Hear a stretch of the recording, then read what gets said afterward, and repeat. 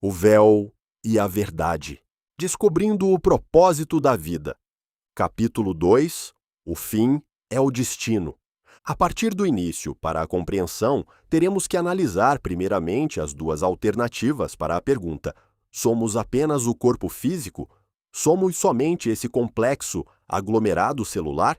Se a resposta for sim, o destino é um. No entanto, se a resposta for não, teremos outras considerações acerca do que somos e do correspondente destino. Vejamos neste capítulo a hipótese de que nós somos apenas o corpo e algumas implicações dessa condição. Essa é a filosofia materialista. Ao optarmos por esta primeira hipótese, devemos ter a honestidade intelectual de levá-la às suas consequências lógicas, pois não basta simplesmente declarar-se materialista sem examinar os impactos dessa visão no modo de viver, nas relações humanas e na própria noção de propósito.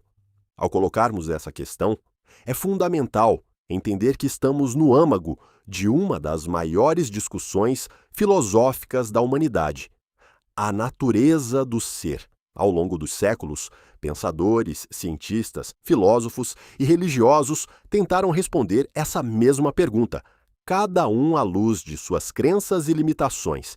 Entender-se como apenas matéria ou como algo mais é definidor não só do destino, mas de toda a ética e sentido de vida que adotamos, sendo, portanto, só o corpo. O início dá-se com a união de dois gametas no ventre feminino para cada indivíduo. A seguir deixamos o ventre após o período de gestação, ao que chamamos de nascimento, um processo puramente biológico.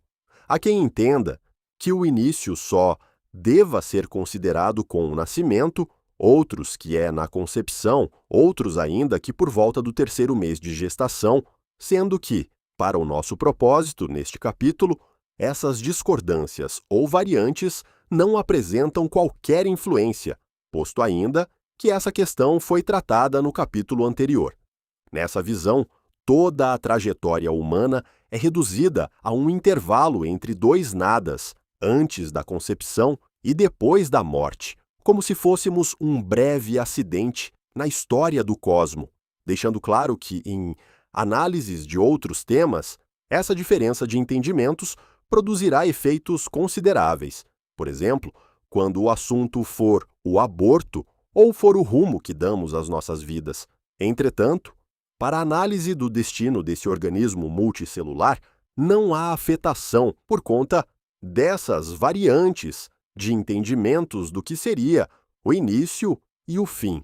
Na perspectiva materialista, toda a trajetória é reduzida a um ciclo biológico que começa na união dos gametas e termina com a desagregação orgânica. Não existe, portanto, qualquer propósito que exceda a sobrevida da espécie ou a própria experiência individual.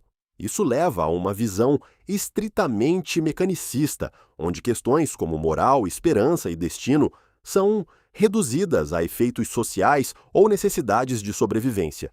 Mesmo entendendo que muitas vezes aqueles que acreditam que o fim é chegado com a morte não abrem mão do uso da palavra alma, entretanto, não tendo, nesses casos, a conotação de um ente diferente do corpo, fazendo uma dualidade com este, mas como recurso para referência ao íntimo do ser humano.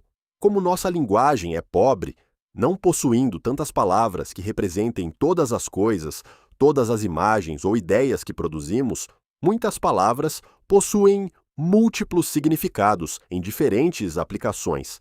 Aqui vale lembrar que o próprio vocabulário humano é um reflexo das suas crenças e necessidades históricas, e o uso de alma, mesmo entre materialistas, revela uma necessidade de nomear aquilo que, no fundo, parece ir além da simples matéria. A palavra alma talvez seja a que mais variados usos possui. Neste caso em pauta, temos uma das suas inúmeras aplicações. Allan Kardec, na introdução ao estudo da doutrina espírita, em O Livro dos Espíritos, item 2º, faz um verdadeiro tratado a respeito dessa palavra. Referente ao materialismo que usa a palavra alma como indissociável do corpo, o codificador da doutrina espírita destaca: segundo uns, a alma é o princípio da vida material orgânica, não tem existência própria e se aniquila com a vida. É o materialismo puro. Neste sentido e por comparação, disse de um instrumento rachado que nenhum som mais emite, não tem alma. De conformidade com essa opinião, a alma seria efeito e não causa. É importante notar que o próprio uso da palavra alma por materialistas não é, nesse contexto, uma afirmação espiritual, mas um recurso linguístico. Nessa visão, alma é uma metáfora para a vitalidade, uma qualidade impessoal e passageira, sem subsistência além do corpo. Essa interpretação esvazia o conceito de imortalidade e coloca o homem como um acidente biológico, cuja existência não tem outro fundamento senão a física e a química. Assim, passando um olhar pela filosofia materialista, enfrentamos os desafios da vida, que podem durar de alguns segundos a algo em torno de uma centena de anos. Uma vida com poucos momentos de alegrias e felicidade, porém, via de regra, uma vida cheia de tribulações, de tempestades, com muitos sofrimentos, angústias, tudo isso de difícil compreensão e, por conseguinte, também de difícil aceitação. Nesta perspectiva, tais sofrimentos não possuem qualquer significado mais profundo ou propósito evolutivo. São apenas consequências de processos biológicos e sociais, algo a suportar até que o corpo sucumba. Esses são fatores corriqueiros em nossas vidas. Todos os seres humanos passam por desafios maiores ou menores, mas ninguém está ou esteve isento. É bem verdade que temos alguns momentos de alegrias, mas parecem ilhas de tranquilidade em um oceano revolto.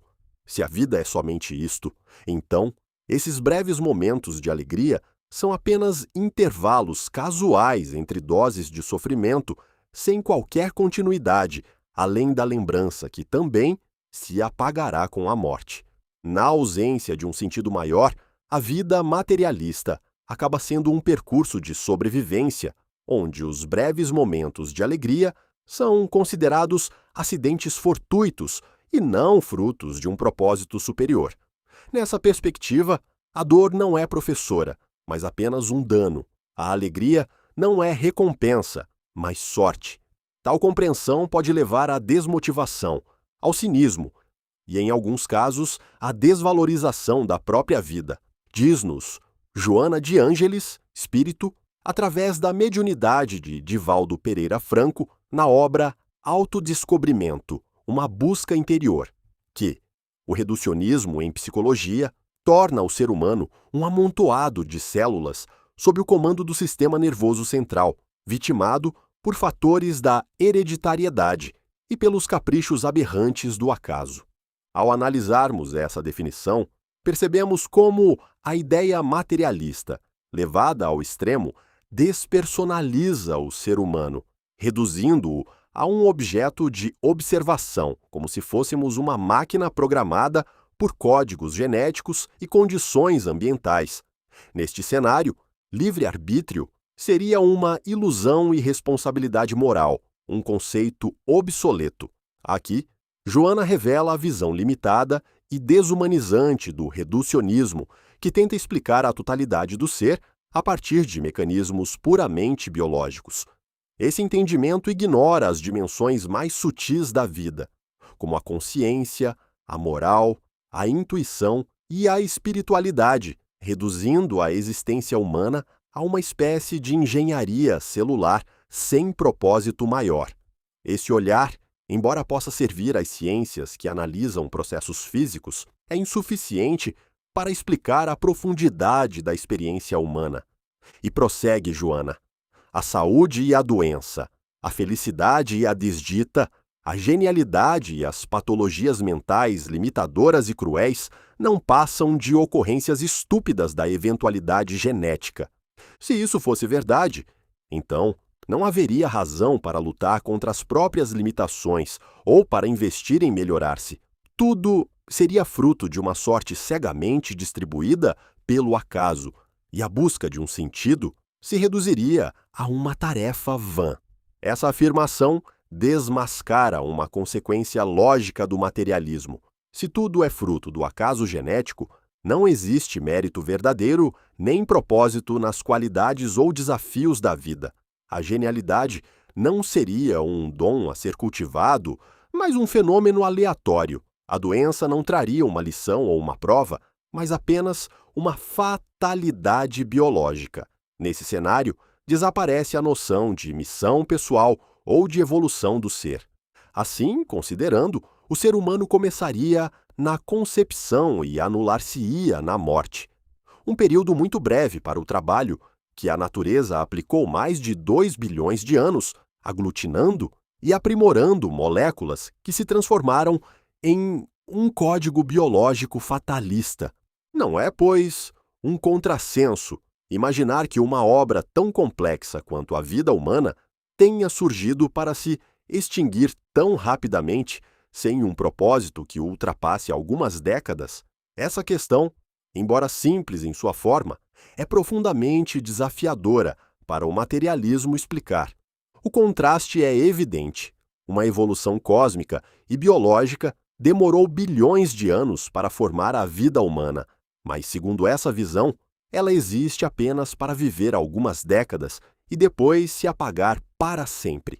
Esse investimento natural, se visto somente pelo prisma material, parece ilógico e vazio de sentido. Se não houver algo mais, toda a grandeza e beleza da vida seriam uma anomalia sem propósito. Na introdução de sua obra Genealogia do Espírito, o filósofo Humberto Schubert Coelho afirma: o materialismo é fruto de um pensamento cientificista ocidental, cientificista antiquado, que toma a física e a matemática por base, invertendo a ordem de prioridades natural. O materialismo se sustenta em ideias organizacionais humanas, linguagens mesmo, como a ciência, acreditando que estas linguagens explicam o homem, quando, ao contrário, enquadram-no em limites muito simplistas de compreensão. Nessa análise, Schubert aponta um erro fundamental: confundir o método científico com a totalidade da realidade. A ciência, embora poderosa para investigar e medir o mundo material, não abrange por completo o mistério da consciência, da experiência interior e dos fenômenos espirituais. Reduzir o homem às regras que governam objetos inanimados é uma deturpação da própria lógica científica, que deveria abrir-se para o que ainda não pode explicar. Além disso, quando a linguagem científica é tomada como absoluta, o ser humano é colocado numa gaveta conceitual, limitado a categorias que não abrangem sua verdadeira complexidade. É como tentar descrever uma sinfonia apenas em termos de frequências e hertz, ignorando a beleza e o sentimento que ela produz. A ciência é um meio, não um fim, e ao ser elevada a dogma, torna-se tão restritiva quanto qualquer fundamentalismo. Fazemos aqui um alerta importante. A ciência, embora maravilhosa e essencial, não pode, em sua forma materialista e restritiva, exaurir o mistério do ser humano. Quando limitamos a realidade apenas ao que pode ser medido ou quantificado, corremos o risco de negar dimensões reais, mas ainda inacessíveis aos instrumentos físicos. Diversas questões podem ser levantadas, principalmente como explicar essas diferenças gritantes nas condições de existência enfrentada pelos seres humanos, diferenças essas que variam quase ao infinito, posto que não encontramos dois que passem pelas mesmas situações e condições de vida, inclusive levando em conta, desde os primeiros a existirem neste mundo, àqueles que já partiram deste mundo e os que aqui estão nos dias atuais. Onde a fonte dessas diferenças? Para alguns, ela está por conta do acaso, da sorte. Outros entendem que fica por conta da genética, o que não é muito diferente. Entretanto, aí temos que explicar a situação de seres tão diferentes em uma mesma ancestralidade. Portanto, a genética não seria um fator determinante, permanecendo a ação do acaso ou da sorte. Assim, há uma parcela que justifica as diferenças, como uma conjugação dos fatores genéticos com a aleatoriedade do acaso ou sorte. Estas considerações representam apenas um resumo das explicações para nossas diferenças em um universo tão vasto de situações.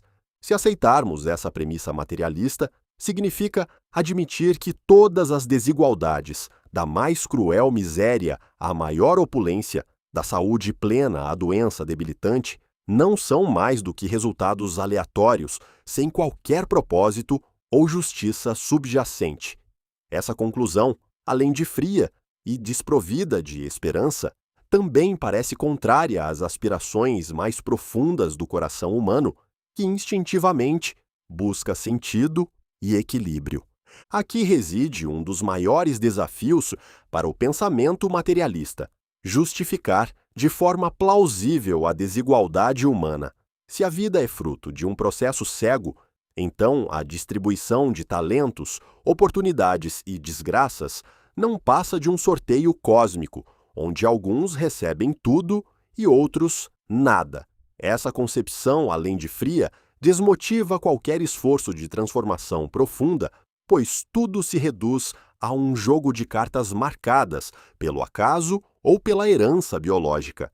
Interpretações existem de que, dada a largada, frente ao nascimento, independente das condições iniciais ou até somadas a estas, as diferenças ficam por conta do rumo que cada indivíduo dá à sua própria jornada, a forma como cada um encara as questões que a vida cheia de acasos apresenta e, diante de sua realidade, formula suas escolhas, obtendo os consequentes resultados. No entanto, por mais que se formulem algumas teses, na tentativa de explicar as diferentes condições e oportunidades de cada indivíduo, elas não respondem todas as questões que são patentes a essas diferentes realidades. Por exemplo, como explicar, apenas pelo esforço individual, crianças nascidas em ambientes extremamente hostis, sem qualquer acesso à educação ou recursos mínimos, enquanto outras já nascem em contextos de abundância e segurança? Se tudo fosse apenas questão de escolhas, a origem desigual não teria tamanho peso. Poderíamos levantar infindáveis objeções e teríamos infindáveis explicações a essas objeções e não chegaríamos a lugar algum. Nem é nosso objetivo aqui estabelecer essa guerra de possibilidades que justificassem tantas variantes de situações de vida quantos seres humanos existem ou existiram sobre a Terra. Nosso interesse maior é tratar dos efeitos para a humanidade desse entendimento de que somos apenas um conglomerado de células. Mesmo quando o materialismo reconhece a influência das escolhas pessoais, ele não conta com um princípio transcendente capaz de elevá-las acima da própria sobrevida. Na prática, isso significa que toda decisão é julgada apenas por sua utilidade imediata ou por seus efeitos sociais, não pelo valor ético universal. Sem um propósito maior, até as escolhas certas tornam-se frágeis, pois podem ser abandonadas diante da primeira oportunidade de vantagem pessoal. É justamente nesse ponto que a discussão se torna mais sensível. Se a vida é um acidente biológico e a morte é o fim, então todas as desigualdades não passam de detalhes irrelevantes no fluxo cego da matéria. Mas se admitirmos a possibilidade de uma dimensão espiritual, as desigualdades passam a ser encaradas como situações transitórias, inseridas em um processo maior de aprendizado e evolução. Sendo assim, continuemos refletindo sobre esse entendimento, sustentado por alguns, de que somos apenas matéria. Por certo, seus modos de vida estarão em conformidade com essa compreensão. A quem assim compreende, chamamos de materialista, pois não reconhecem no ser humano nada além da matéria. O materialismo entende que somos apenas matéria que pensa. Dessa forma, nada a esperar após a interrupção da vida e a consequente desagregação das células. A morte é o fim. Nesse cenário, todas as aspirações humanas, amor, justiça, virtude e honra, são meros produtos químicos no cérebro, ilusões efêmeras sem fundamento real. Ao negar qualquer existência além da matéria, o materialismo reduz todas as motivações a impulsos de sobrevivência ou de satisfação pessoal, o que muda radicalmente o modo de enxergar a vida. Se a morte é o fim absoluto, a vida torna-se uma corrida contra o tempo, onde o prazer, a posse e a sobrevivência são objetivos supremos. Valores como sacrifício, perdão ou amor desinteressado perdem força, pois não haveria uma continuação onde eles fizessem diferença. Nessa visão, a ética é convenção, a moral é relativa e qualquer ato é justificável desde que não infrinja o próprio interesse ou que os riscos sejam controlados. Todas as nossas relações afetivas estão fadadas ao rompimento definitivo, inexoravelmente. Será que, em sendo assim, vale a pena amar, posto que, fatalmente, perderemos os nossos amores ou seremos perdidos por eles? Quanto mais laços afetivos e quanto mais intensos sejam, maiores os sofrimentos que nos aguardam quando da extinção de cada um desses afetos que partirem antes de nós, ou imensa dor produziremos, por nossa vez, naqueles que ficarem, diante da nossa própria partida. Por certo, já tivemos, e inevitavelmente teremos muitas perdas ao longo da existência, e os consequentes sofrimentos decorrentes. Vale a pena amar? Será que em velórios, quando percebemos pessoas extremamente desesperadas pela partida de um ente querido, não estão elas caindo numa real de que é para nunca mais? É natural que haja o desespero, pois trata-se, portanto, de uma perda, como comumente é dito na morte de alguém. Melhor seria que não construíssemos laços afetivos ou, se o fizéssemos, que fossem poucos e fracos, a fim de minimizar a dor da perda. Vale a pena amar? E quais seriam as consequências disso no nosso modo de vida? Vale a pena viver? Nesse ponto, o materialismo enfrenta uma questão existencial profunda. Se tudo o que amamos está condenado ao nada, então o ato de amar passa a ser um investimento em algo que sabemos que perderemos para sempre. Para muitos, essa é uma ideia insuportável. Para outros, é um motivo para viver o presente de forma intensa, mas também, muitas vezes, de forma egoísta. Nessa perspectiva materialista, o amor é um luxo arriscado, um sentimento que, inevitavelmente, trará dor. O desapego radical poderia ser visto como uma estratégia de sobrevivência emocional, levando-o ao isolamento e à incapacidade de criar vínculos profundos. Isso, por sua vez, diminuiria a coesão social e enfraqueceria o sentimento de comunidade, pois a conexão humana passaria a ser vista apenas como um risco, não como uma riqueza. Nesse cenário, amar passa a ser um ato de coragem ou de inconsciência, mas raramente um caminho natural.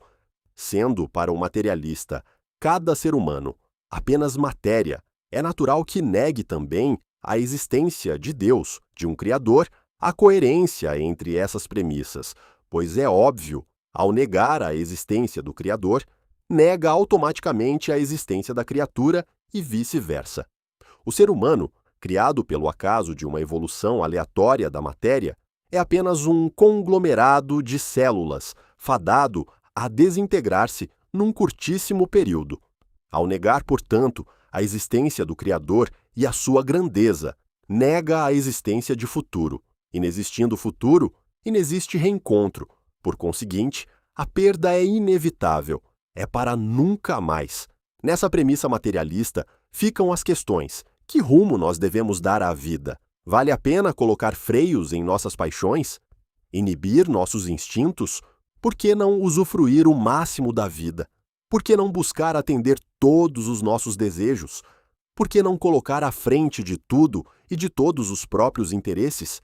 Qual o benefício de lutar contra o egoísmo e outras doenças do caráter, posto que representa uma trabalheira, uma verdadeira luta interna? O egoísmo seria uma doença? A falta de caráter seria um mal? Para que desenvolver sentimentos? Qual o benefício de amar, se cada um de nós humanos estamos fadados ao fim? Se em grande sofrimento, vale a pena continuar vivendo? Suicídio seria uma boa opção? Eutanásia também seria uma razoável opção em casos ditos irreversíveis? Entretanto, muitos casos ditos irreversíveis não se confirmaram e as pessoas voltaram a viver normalmente. Como explicar isso? Mais uma obra do acaso? Nessa lógica, não existe um plano maior, nem um propósito final. A história humana seria um relato sem autor e sem destino, uma sucessão de eventos sem significado último. Esse ponto é crucial. Negar a existência de um Criador ou de um plano maior é negar qualquer possibilidade de propósito último para a vida. Toda a esperança de reencontro, de justiça absoluta ou de reparação final se dissolve.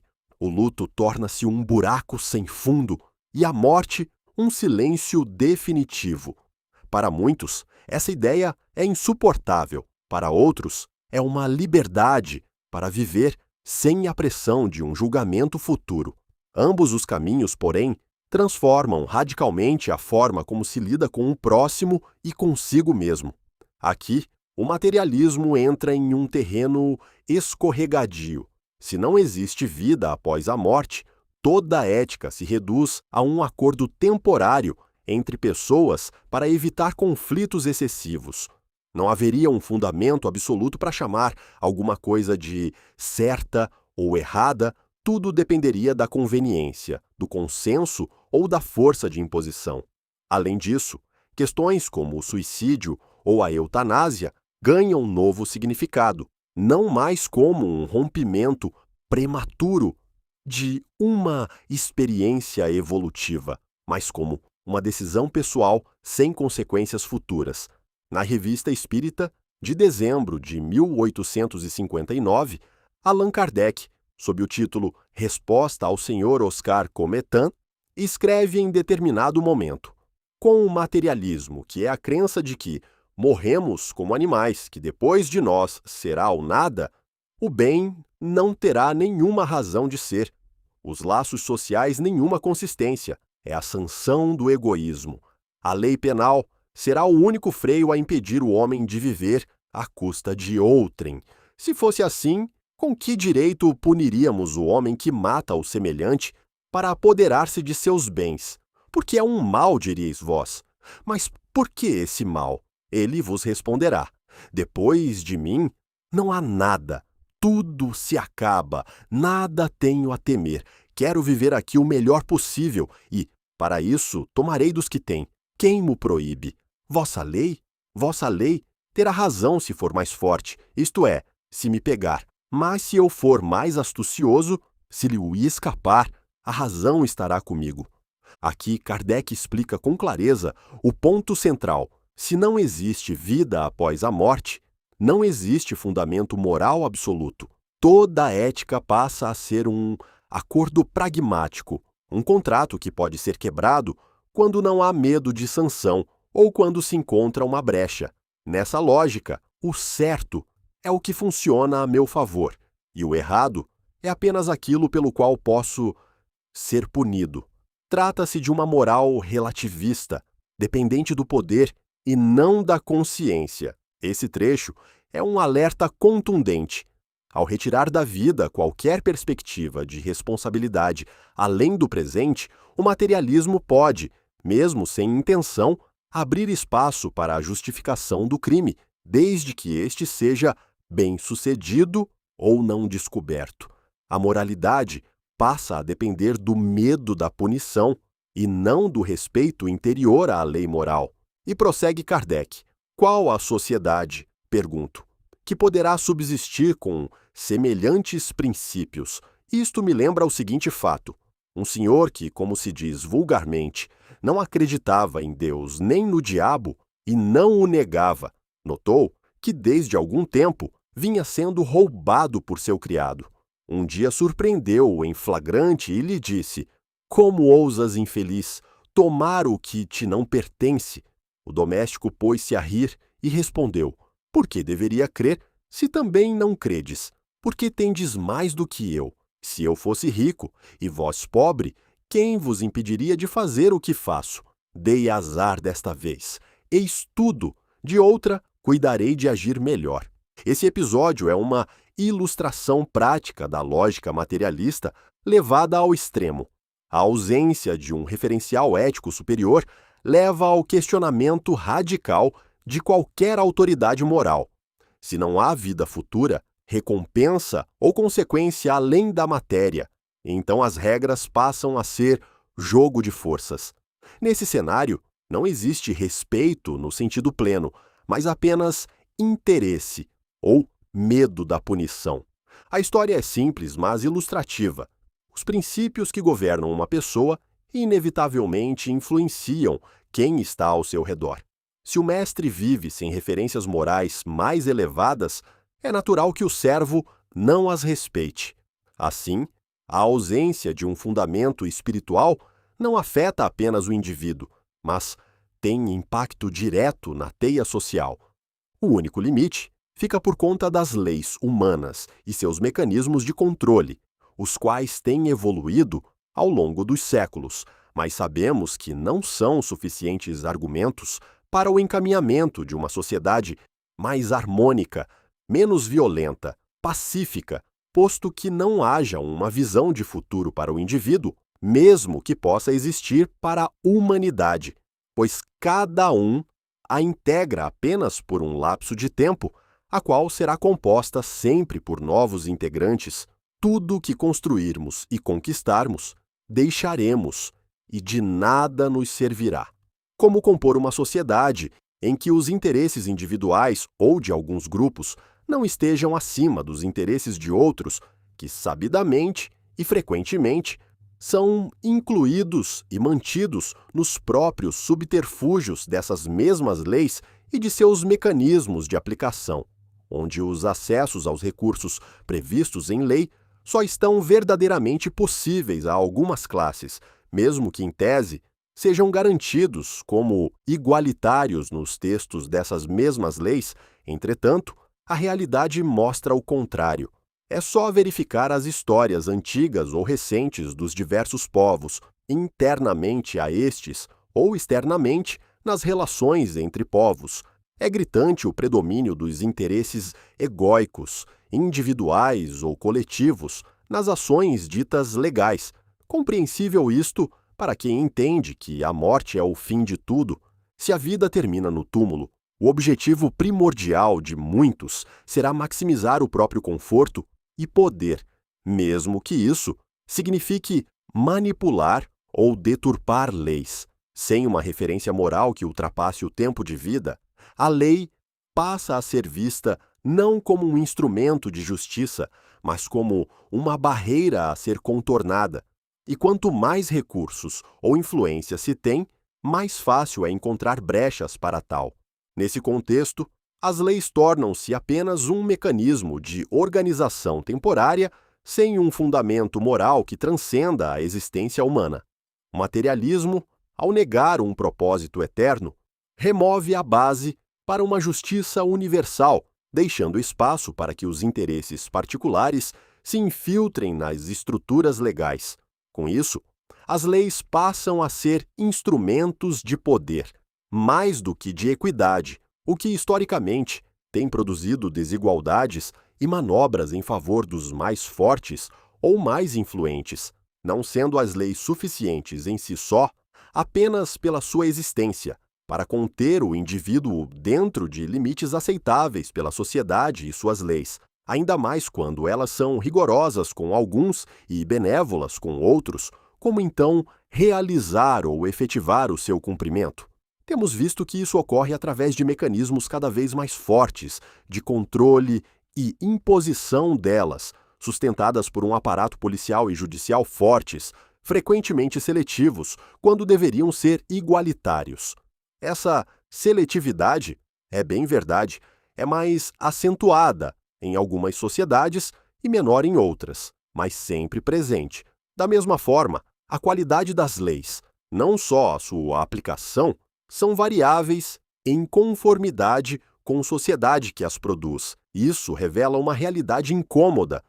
Quando a moralidade depende apenas da lei e a lei é imperfeita ou parcial, a própria noção de justiça fica comprometida. Em um mundo materialista, onde o interesse coletivo só tem valor quando coincide com o interesse pessoal ou de grupos, a efetividade das leis depende mais do poder de coerção do que do respeito interior à sua finalidade. Isso demonstra que, mesmo com um aparato legal robusto, uma sociedade sem um princípio ético superior acaba por criar um sistema de controle que serve a interesses particulares. O materialismo, ao não reconhecer um sentido maior para a vida, tolera essas distorções como naturais ou inevitáveis, pois tudo é medido pelos benefícios imediatos e pelo poder de imposição, e não por uma noção de responsabilidade que ultrapasse o tempo de vida terreno. Fossem verdadeiramente os códigos legais destinados e suficientes à vida harmônica dos indivíduos e dos povos entre si, seria de esperar-se que todos cumprissem naturalmente por uma questão de consciência. Isso não é o que ocorre na realidade. Havemos de refletir as causas. Será que o ser humano não possui, na verdade, uma consciência? Será que não possui inteligência suficiente para a compreensão adequada das finalidades do cumprimento das leis? Possuindo consciência e intelecto adequados, será que não percebe a seletividade delas, tanto na letra quanto na aplicação? Ou será que, em não tendo futuro, tanto faz cada um por si? Podemos incluir na resposta um pouco de tudo, pois diversos são os entendimentos e, por conseguinte, as ações no decurso da vida. Essa falta de adesão espontânea à lei revela um dilema fundamental. A consciência humana precisa de um referencial mais profundo do que simplesmente o medo da punição. Quando esse referencial é ausente, como no materialismo, a lei torna-se uma obrigação externa, não um valor interior. O cumprimento, então, depende de vigilância constante e não de convicção íntima. Aqui surge um ponto fundamental. A consciência, quando desvinculada de um propósito transcendente, pode ser silenciada ou relativizada. Mesmo pessoas altamente inteligentes podem justificar atos amorais quando não existe a perspectiva de uma consequência que vá além da vida presente. Assim, a lei externa tenta suprir a falta da lei interna, mas nunca com o mesmo êxito. Além disso, e até por isso, a qualidade das leis, formuladas por quem não reconhece um futuro para o indivíduo, além do túmulo, fica atrelada ao interesse de alguns agrupamentos, tanto na formulação quanto na aplicação, e não atrelada ao interesse de uma sociedade maior, menos ainda ao interesse geral da humanidade. É bem verdade que algumas leis carregam em si o interesse da humanidade como um todo, mas são aplicadas de acordo com a conveniência de alguns grupos sociais. Aqui, apenas uma visão simplória, diante da complexidade dessa questão, a fim único de balizarmos algumas reflexões, mas essas questões sociais e seus problemas requerem um olhar outro, que não seja o de quem enxerga o fim logo adiante. Isso se explica, em parte, porque para o materialista não existe um tribunal após a morte onde se prestem contas pelos atos praticados. O agora é tudo, e a lei é um instrumento que pode ser manejado para benefício próprio ou de seu grupo. Sem uma perspectiva de responsabilidade contínua, o conceito de justiça universal é frequentemente substituído pela justiça circunstancial, que muda de acordo com o poder político, econômico ou social. Nesse sentido, um sistema legal criado por mentes que não vislumbram um propósito eterno acaba refletindo essa limitação. Suas regras têm horizontes curtos e são facilmente flexibilizadas para atender interesses circunstanciais. A ausência de uma visão de futuro universal torna a justiça uma negociação entre poderes e não uma busca pela verdade ou pelo bem comum. É bem verdade que algumas pessoas ou grupos sociais buscam a melhoria da sociedade pela produção de boas leis e suas adequadas aplicações, mesmo entendendo que a morte é o fim, mas assim agem por entender que devem contribuir para o progresso da humanidade, que terá sua continuidade, deixando assim um legado e até de forma orgulhosa grafando seus nomes na história. Nesses casos, a motivação não está numa recompensa espiritual, mas no desejo de impactar positivamente o mundo enquanto se está nele e deixar um registro duradouro na memória coletiva. Contudo, esse tipo de postura, embora louvável, é mais raro e depende de um alto grau de altruísmo que, sem uma visão transcendente, tem pouco incentivo para se espalhar amplamente. Esses são exemplos de ações elevadas que não dependem necessariamente de uma crença na vida futura, mas sim de um sentido de responsabilidade coletiva ou de um desejo de permanecer na memória histórica. No entanto, esse tipo de motivação, embora positivo, está ainda preso ao campo da transcendência simbólica, à imortalidade, pela fama ou pelo legado, e não à transcendência real do espírito. Isso significa que, para muitos, o valor da ação está na repercussão presente ou na marca que fica para as gerações seguintes, mas sem uma relação direta com um propósito eterno. Já evoluímos muito, desde o Código de Hammurabi, em estabelecer critérios para nossas relações em sociedade. Mas então, onde encontrar as razões para tantas disparidades dentro de uma mesma nação ou entre as diversas nações? Será que a causa não está na ideia de que o túmulo é o destino? Ou melhor, que o fim é destino de todos?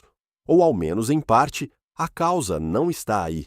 Pode-se argumentar que a crença de que tudo acaba enfraquece a disposição para o sacrifício em favor do outro, pois tal sacrifício seria, na visão materialista, uma perda definitiva de tempo, recursos ou oportunidades pessoais.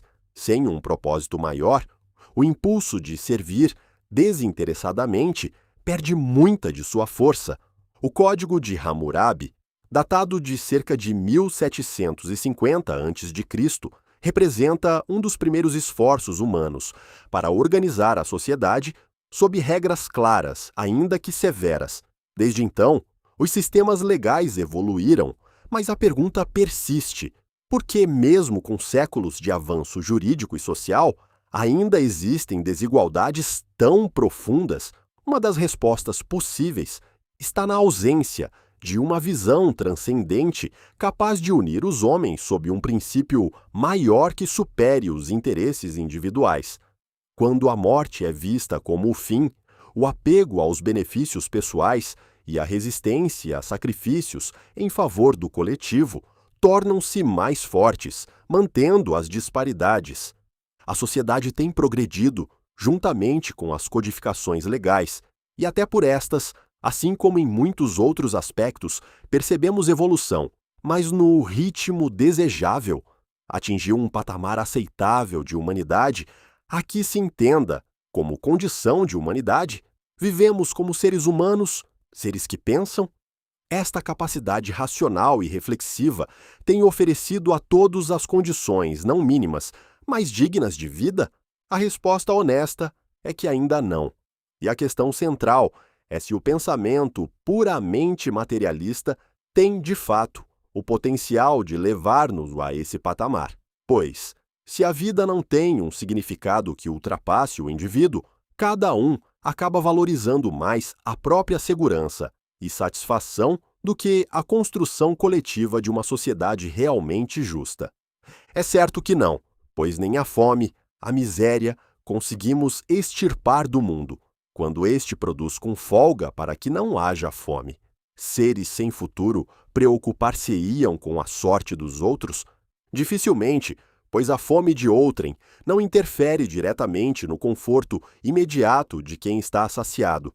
Sem a perspectiva de uma responsabilidade maior, a indiferença torna-se uma opção cômoda. Apesar de todo o avanço das ciências, em especial daquelas direcionadas à saúde do indivíduo, muitos ainda padecem e até morrem sem o atendimento básico. Seres sem futuro preocupar-se-iam com a sorte dos outros?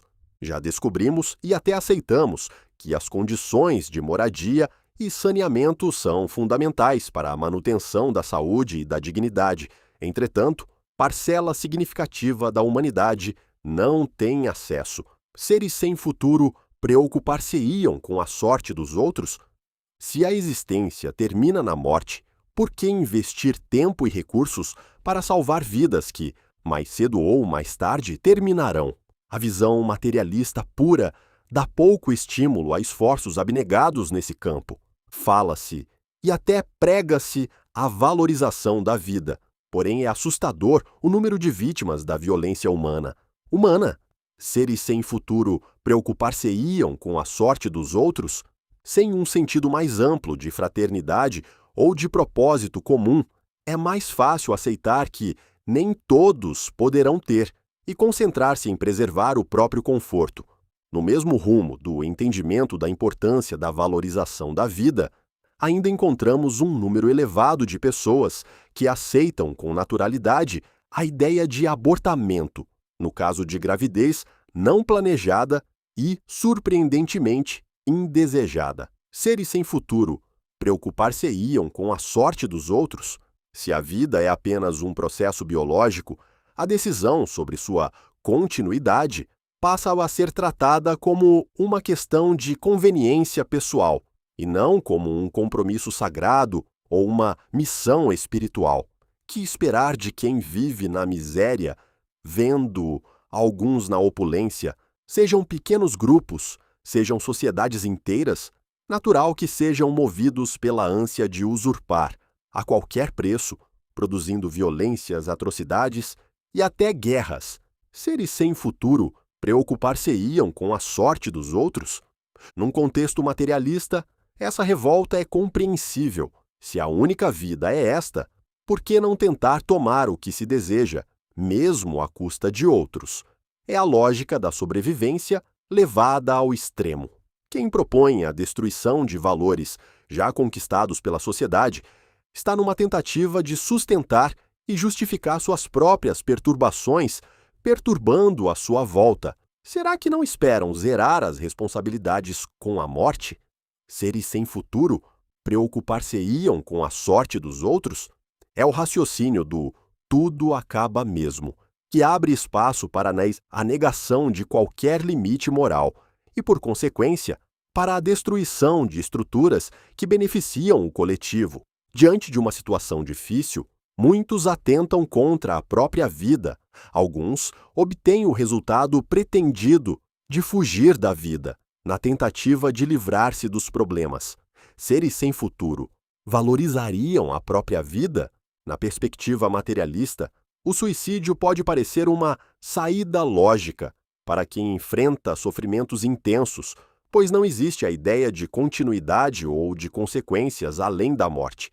Essa visão, embora não seja a causa única, enfraquece o impulso de superação, já que a vida não é vista como uma oportunidade de evolução.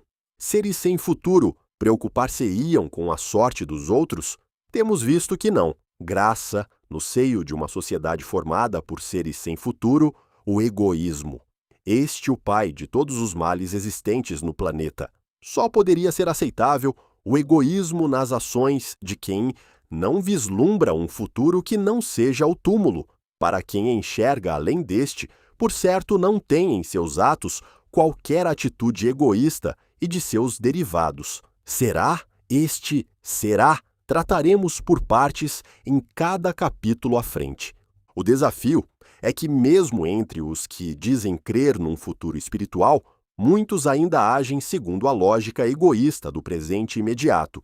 o que revela uma desconexão entre crença declarada e vivência real.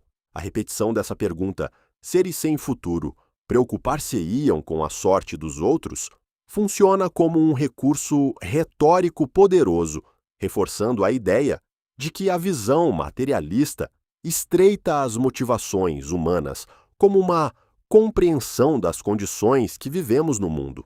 Sem a perspectiva de uma vida futura, o alcance da solidariedade é, na maioria das vezes, limitado ao círculo próximo ou a situações que gerem algum benefício pessoal direto.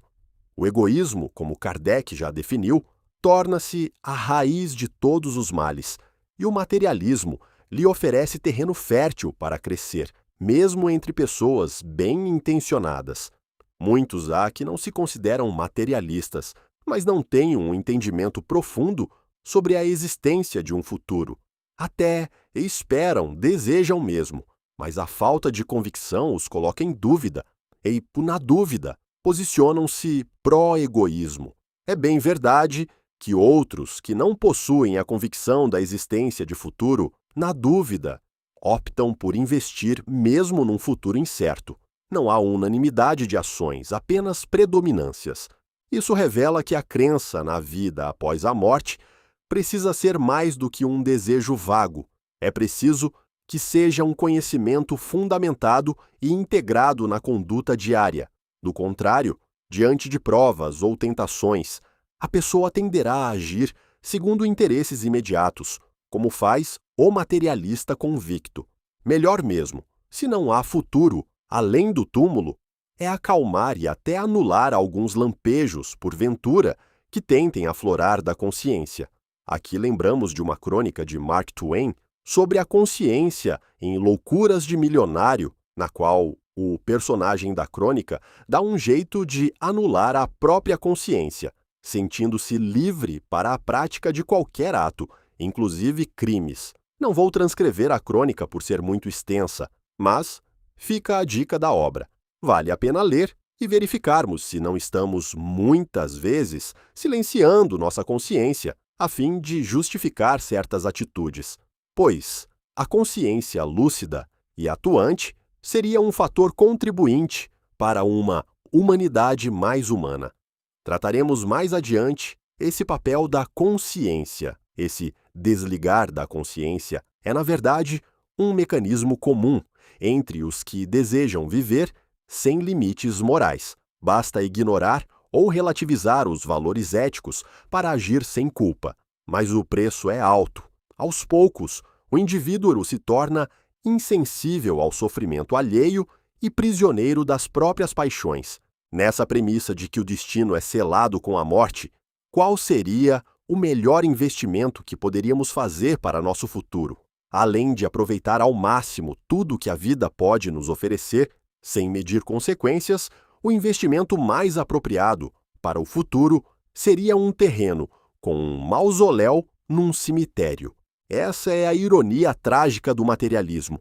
Tudo o que se conquista ou planeja, por mais grandioso que pareça, acaba reduzido a um ponto final de pedra e terra. A longo prazo, até o mausoléu desaparecerá, e com ele todo vestígio do indivíduo. Essa conclusão é uma provocação irônica e, ao mesmo tempo, realista dentro da lógica materialista. Se a vida é finita e sem continuidade, a única certeza é a morte, e, portanto, tudo o que fizermos se limita a satisfazer nossos desejos presentes e garantir um descanso final digno aos olhos dos vivos. Nesse cenário, a noção de herança espiritual ou evolução da alma simplesmente desaparece, reduzindo o legado a bens materiais ou memórias que, com o tempo, também se apagarão. Dessa forma, manifesta-se sabiamente Sócrates, o grande filósofo. Se a morte fosse mesmo o fim de tudo, seria isso um ótimo negócio para os perversos, pois ao morrer teriam canceladas todas as maldades, não apenas do seu corpo, mas também de sua alma. É bem verdade que Sócrates abre já espaço para alternativas, pois entendia que, além do corpo, existia a alma, na sua visão filosófica. A reflexão de Sócrates é profundamente pertinente. Se a morte apaga todas as consequências, então o mal praticado não teria peso duradouro, e o injusto poderia viver sem verdadeira responsabilidade final. Isso tornaria a vida uma arena onde o poder e a astúcia teriam mais valor do que a virtude. Ao reconhecer a existência da alma, Sócrates rompe com essa lógica e reafirma que existe uma dimensão do ser humano que ultrapassa a morte e que, portanto, o comportamento tem consequências além da existência terrena. Alguns acham que é possível uma sociedade mais igualitária através de leis e governantes com ideologias específicas. Porém, a história tem demonstrado que, apesar de certo progresso, não dá para compor leis e governos com valores elevados, sendo estes valores inexistentes no seio da própria sociedade, na intimidade de cada indivíduo. Seria como querer obter tesouros onde eles não existem. Até utópico ou ingênuo seria esperar muito, se boa parte dos integrantes entende que não tem futuro, que a morte ceifará tudo. Como implantar uma sociedade onde os valores e interesses coletivos estejam acima dos individuais? Um dilema político e ético. Não se pode esperar que leis produzam uma sociedade moralmente elevada quando os próprios cidadãos não possuem essa base interior.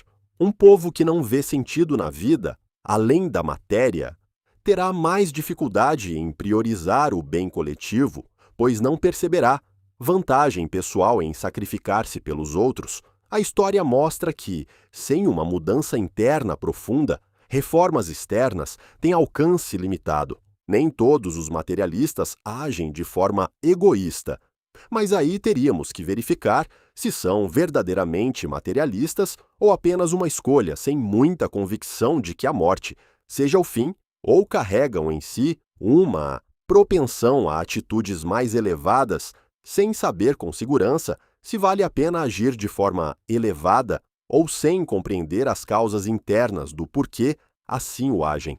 Diante dos contratempos e acidentes, sem uma sólida convicção ou um nível considerável de esperança de que exista um futuro, muitos ou a maioria desistem e caem em vala comum, ou agem bem com alguns e mal com outros. Mesmo entre os que se declaram materialistas, existe uma variação de comportamentos. Alguns podem praticar a solidariedade e a justiça por costume, por formação familiar ou por uma sensibilidade inata, sem necessariamente terem uma crença na vida futura. No entanto, sem uma fundamentação profunda para esses valores, há maior risco de que eles se enfraqueçam ou se tornem seletivos, dependendo das circunstâncias ou dos interesses pessoais. Allan Kardec, na Revista Espírita, de março de 1869, faz algumas considerações a respeito do comportamento moral humano e algumas de suas justificativas para certos comportamentos. Em determinado trecho, diz o codificador: é realmente curioso ver o materialismo falar incessantemente da necessidade de resgatar a dignidade do homem quando se esforça por reduzi-lo a um pedaço de carne que apodrece e desaparece sem deixar qualquer vestígio, de reivindicar para ele a liberdade como um direito natural, quando o transforma num mecanismo agindo como um autômato, sem responsabilidade por seus atos. Aqui Kardec aponta uma contradição fundamental. É ilógico reclamar a dignidade e a liberdade do homem enquanto se nega sua essência espiritual. Se o homem é apenas matéria, não existe liberdade real, mas apenas condicionamentos mecânicos e reações químicas. E sem liberdade, não há responsabilidade plena. Logo, falar de ética ou de direitos se torna uma construção artificial, sujeita ao interesse e à conveniência do momento.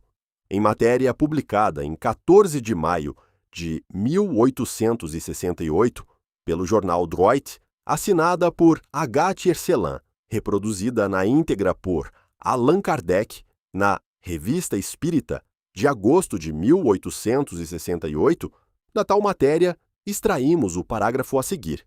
Se as doutrinas materialistas jamais devessem ter a sua hora de triunfo, os jurisconsultos filósofos, é preciso que se diga, para sua honra, seriam os primeiros vencidos, que teriam a fazer suas regras e suas leis num mundo no qual a lei da matéria fosse toda a lei. As ações humanas não podem ser, senão fatos automáticos, se o homem for todo matéria. Mas então, onde estará a liberdade? E se a liberdade não existir, onde está a moral? A que título uma autoridade qualquer poderia pretender dominar a expansão fatal de uma força toda física e necessariamente legítima, desde que é fatal? O materialismo arruína a lei moral, e com a lei moral, o direito, a ordem civil toda inteira, isto é, as condições da existência da humanidade. Tais consequências imediatas, inevitáveis, certamente merecem que nelas se pense. Vejamos, pois, como se reproduz esta velha doutrina materialista que não se viu despontar até o presente, senão nos piores dias.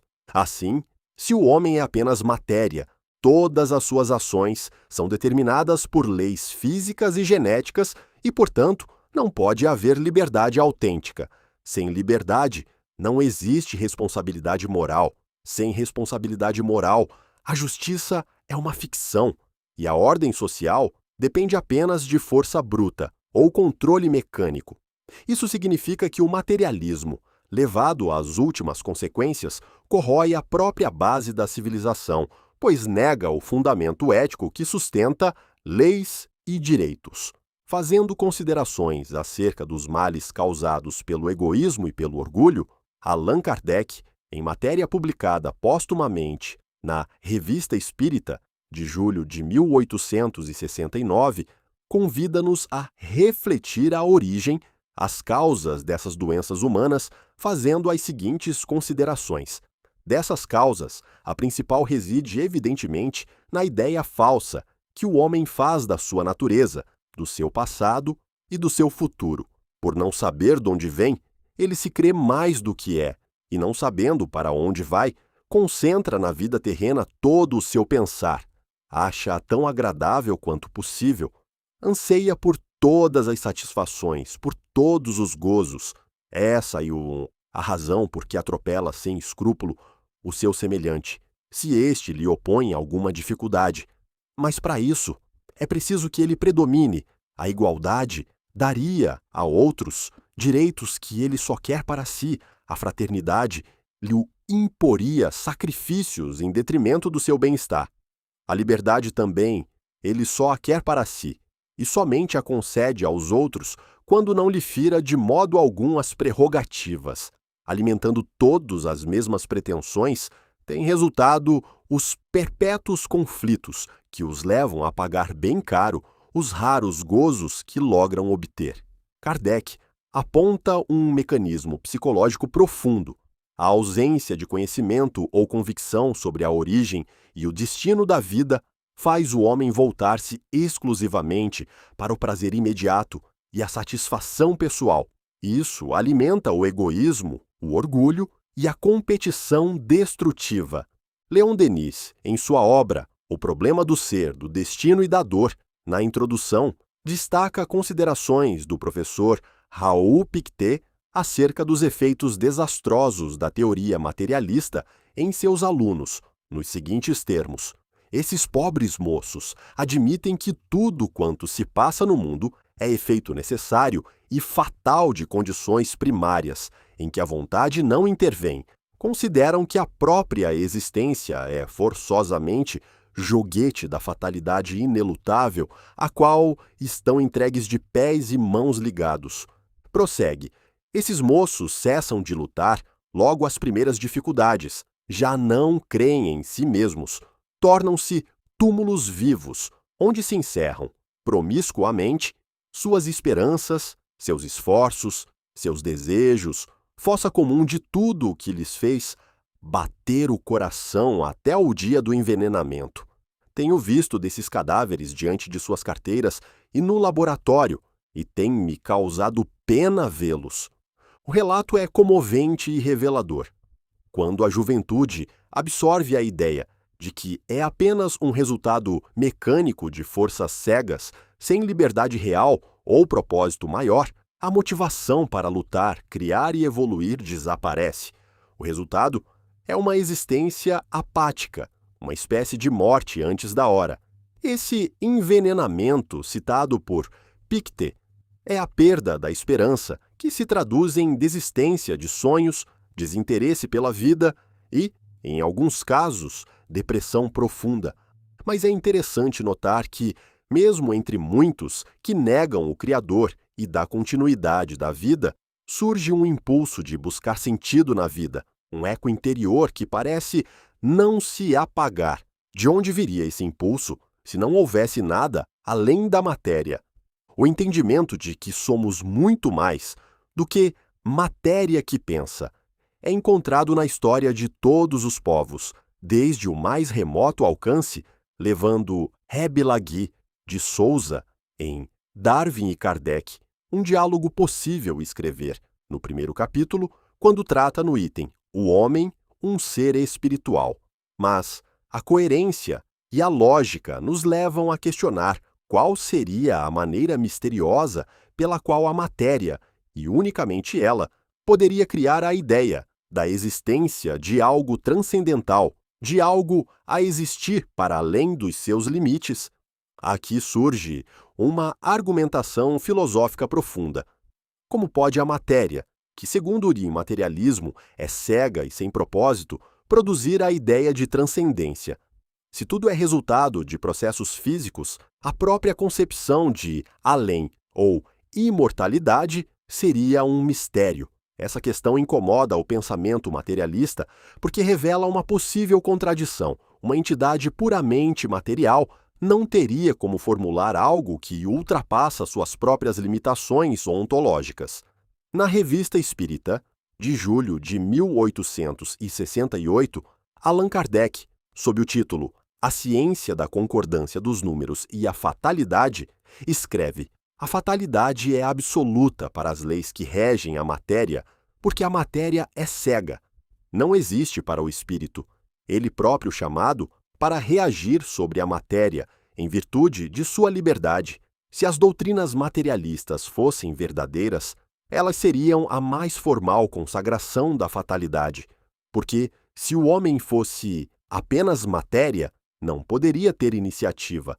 Ora, se lhe concedeis a iniciativa, seja no que for, é que é livre, e se é livre, é que tem em si algo além da matéria, sendo o materialismo a negação do princípio espiritual. É por isso mesmo a negação da liberdade e contradição bizarra. Os materialistas, os mesmos que proclamam o dogma da fatalidade, são os primeiros a tirar partido de sua liberdade, a reivindicá-la como um direito na sua mais absoluta plenitude junto aos que a restringem, e isto sem suspeitar que é reclamar o privilégio do espírito e não da matéria. Aqui, Kardec desmonta a lógica materialista ao mostrar que, se aceitarmos que o homem é apenas matéria, teremos que aceitar que todas as suas ações são determinadas por leis cegas. Logo, não existe verdadeira liberdade. No entanto, o próprio fato de um materialista reivindicar sua liberdade é uma prova implícita de que ele reconhece, mesmo que inconscientemente, uma dimensão espiritual. Liberdade e espiritualidade são inseparáveis, pois somente um ser que ultrapassa a matéria pode ter autonomia real sobre suas ações.